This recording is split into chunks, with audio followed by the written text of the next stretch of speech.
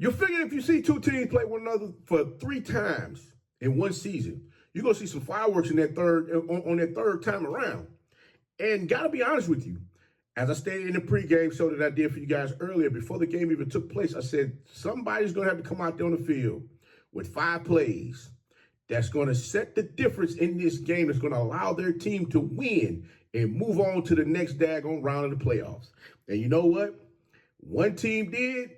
The others stood pat on doing what they normally would do.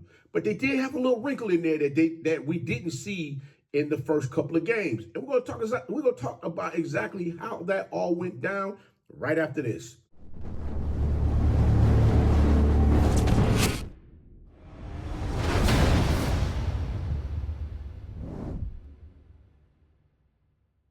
Your favorite coach back at it again. 10 toes down, about to tell you how it all went down. This is Tomorrow Leader Sports Network with your host, Coach Walker. If you're new to the channel, please like, share, subscribe. Hit that notification bell so you can get all upcoming videos. For all my leaders out there, welcome back. Y'all know the drill. Y'all know the routine. If you haven't done so already, please like, comment, and share these videos and tap in a friend or two and tell them to come on in. It's nothing but positive vibes. We're just having a good time talking about HBCU sports. And don't forget, you can follow us on all social media platforms. The links are listed down below in the description. So without further ado, we're going to go ahead and jump on in this thing. Because they're like, Coach, what's your take? What you got on this thing? Listen, first and foremost, I want to say congratulations to Mr. Isaiah Knowles and his soon-to-be bride, in which he proposed to his girlfriend right before the game. Son, woo, your daddy was not happy with you doing that before the game kicked off this past week. I'm going to tell you that right now, because you didn't look a little focused out there. You looked a little off in this game, but you know what? You got to picking it up a little bit, and you got your team ready to go, and y'all got to moving that ball down the field,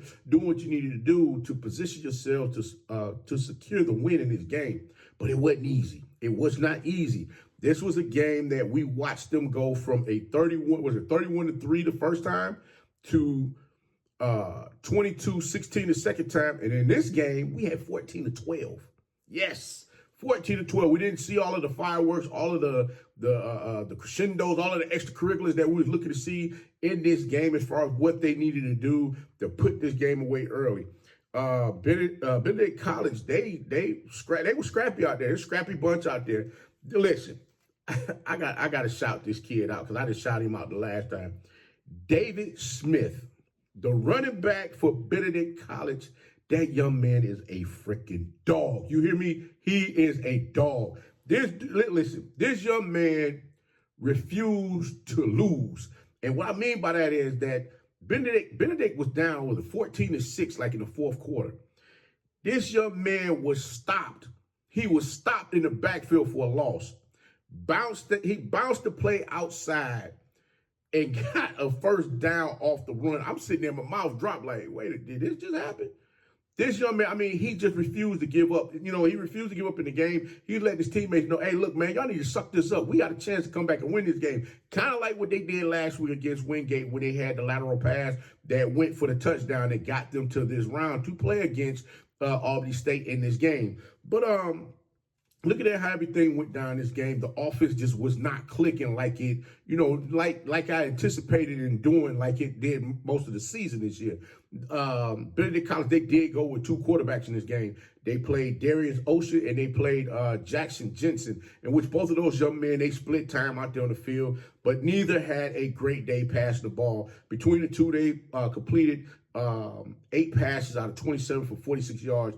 They didn't have any touchdown throws in the game. Like I said before, the one touchdown that they were able to score was off of David Smith scoring that touchdown. They did kick 2 field goals in which the score was 12-14. They had a chance to tie the game like late in the fourth quarter, but unfortunately, Jackson Jensen threw a incomplete pass to one of the Benedict receivers for the 2-point conversion. But on the flip side, you had Tyett Weiss. He didn't have a big game today as far as rushing the ball. He rushed the ball 13 times for 42 yards.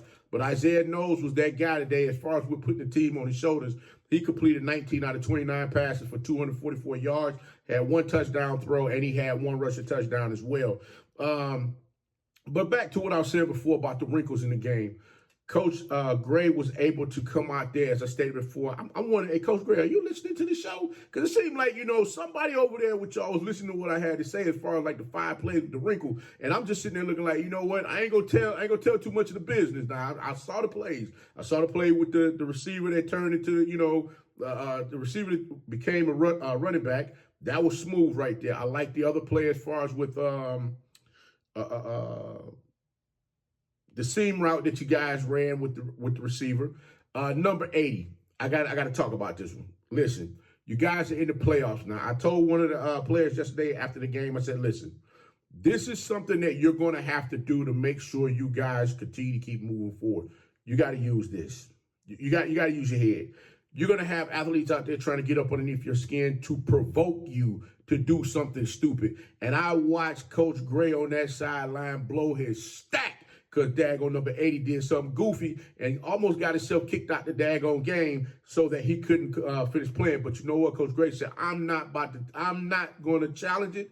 I'm not going to put us in that position. We're going to make sure we do what we need to do so we can go ahead and get this win and move on to the next week. But got to give up. They got to give it up to the defense. The defense played lights out, bend, don't break type mentality. Benedict got a young man over there that I've known this young man now since he was a young jit. Omari Terry. His pops, Coach O, used to coach over at Central. His father used to coach over at Central DeKalb Jaguars football program. I remember when I coached my middle son, we went to Florida and played, and he watched us out there play. He was saying, man, he didn't know how good our team was as far as us getting out there competing on the big, out there on the big platform, making sure that, we was out there getting some work before the season started. But, yeah, I wanted to shout that young man out. That young man was all over the place. When I say he was ruthless with it, this kid was, when I tell you, wherever the ball was at, he was there sniffing that bad boy, letting Albany State know, hey, look, you come up in this thing, I'm going to go ahead and knock your block off. I ain't playing no games with you. Young man had 1 sack. He had 1 sack in the game, and he had 3.5 tackles for loss. 12 tackles total in the game. Like I said before, Mr. Omari Terry got off in this thing. So I just want to salute him, as well as Isaiah Stevens. He's another one that was out there playing lights out as well. He had 10 tackles. He had 2.5 tackles for loss, and he had 1 sack as well. And both of them had a forced fumble in the game also. So salute to them as far as what they were able to do. Unfortunately, they will not be moving on to the next round to go on in the Division II playoffs.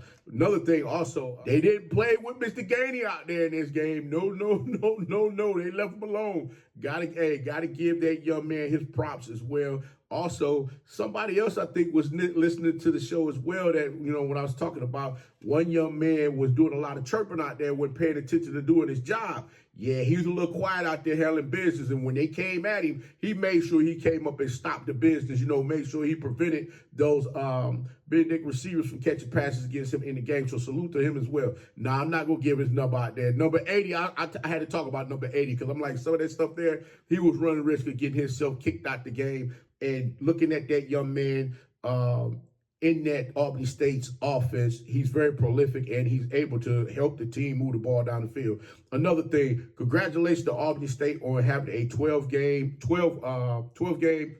winning 12 games in a season. That is the first that they have done that. They have created new history for themselves. Coach Gray is a phenomenal head coach over there. And I'm going to tell you right now, I like what Coach Gray is doing with that program.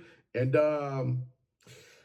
he's going to be a hot commodity. I'm just going to say that right now. Looking at what he's been able to do, that young man there definitely is able to keep those kids motivated and find the athletes to bring to the program to get out there and keep competing on the level that they're competing on. So I'm just putting that out there. And not only that, but they took FAMU to the daggone, to the brink.